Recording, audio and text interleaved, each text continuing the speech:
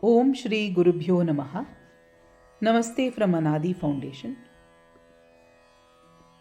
It is a blessing to begin short discussions on the verses from the Tattva Bodha. The Tattva Bodha of Adi Shankaracharya is under the category of Prakarana Granthas, which basically highlight the various concepts in Vedantic texts. They provide us a conceptual map of the various ideas and concepts presented in different Vedantic texts.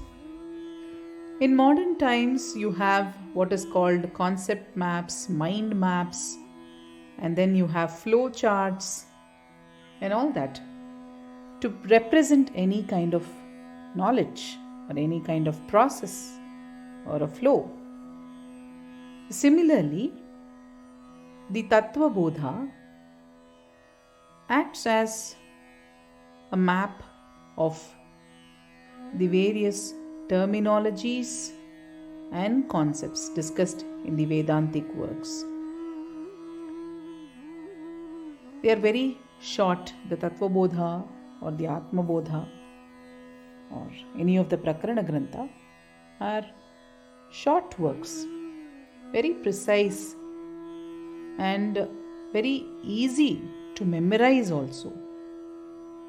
And in fact, I would recommend that you start learning some of these by rote.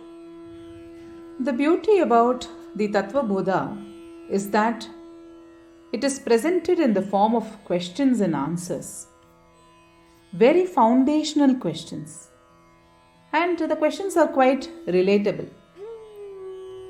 In modern times, you would have heard about inquiry-based learning and all that, where the emphasis is on finding answers to questions. That itself is the pedagogical approach. So the Tattva Bodha uses this approach to arrive at the concepts, to arrive at an understanding of the various concepts. So it is in the form of short questions, one leading to the other.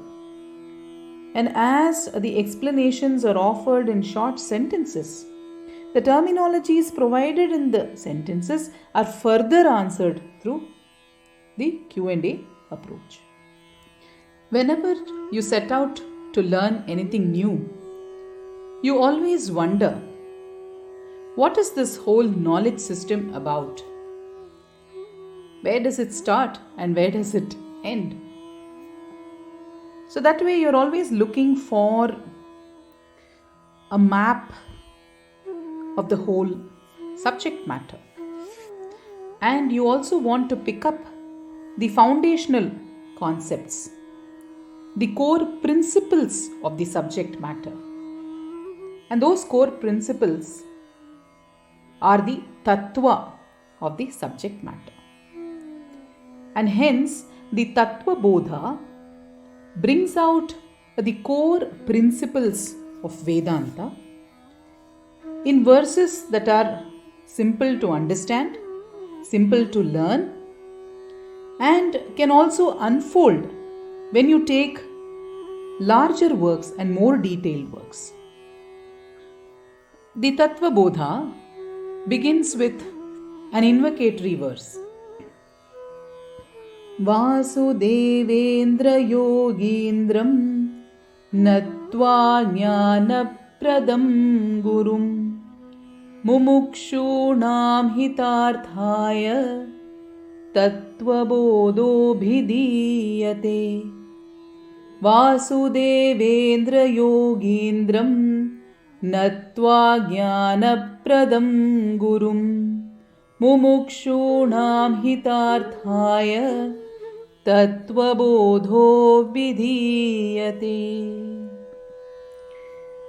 This verse can be translated as a salutation to Vasudeva, who is the king of yogis, who is the Yogendra, and the Guru, who is the bestower or who is the giver of knowledge of the truth. Jnanapradam Guru. And the Tattva Bodha is expounded or being offered for the benefit, for the hita, for the benefit of mumukshus, or the people who have an intense desire to know the truth, an intense desire for moksha, intense desire for liberation, mumukshus. This invocatory verse in a way also represents the Anubandha Chatushtaya, which means fourfold connections. The Vedanta Sara mentions Tatra Anubandho Nama Adhikari Vishaya Sambandha Prayojanani. It means that the aspects of Vedanta or the preliminary questions of Vedanta are the determination of the qualification of the student, Adhikari, Vishaya, which is the subject matter, Sambandha, which is basically the connection, and Prayojana, which is the use, utility, or the purpose of the study. So when we look at the invocatory verse, it says that the Tattva Bodha is for whom? For a mumukshu. So the adhikari over here is the mumukshu. And what is the prayojana? It is hita, the benefit or the well-being of the mumukshu.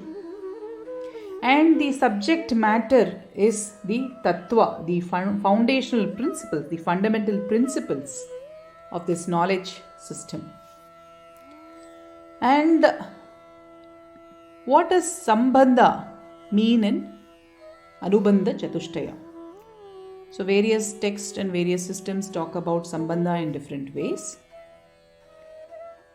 It can be looked at as a certain connection between the Vishaya and Prayojana and the Adhikari, as well as the connection to the larger purpose. And how does this particular text relate to the subject matter? See, this is an important thing.